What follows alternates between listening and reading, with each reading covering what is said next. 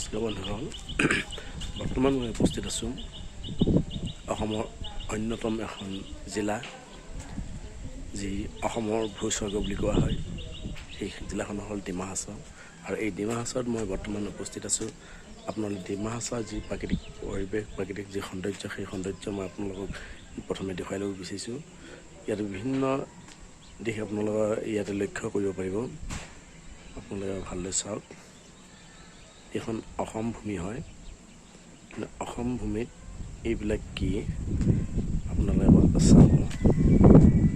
হয় এটা কথা ক'ব লাগিব খুব সুন্দৰ এক পৰিৱেশ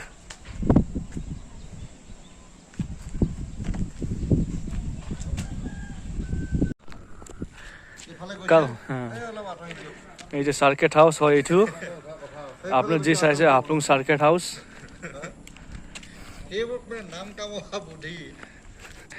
ইয়াত পৰা আপোনাৰ ভালকে ভিউ চাব পাৰিব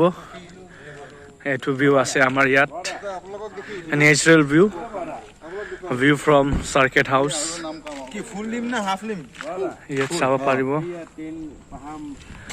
এৰিয়াত ট্ৰেইন আছে আপুনি চাওক এইটো আপুনি ৰেলৱে ব্ৰিজ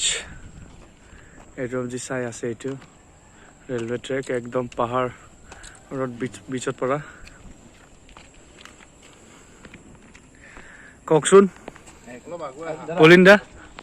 এইটো ঘৰটো আধা হৈ যায় ন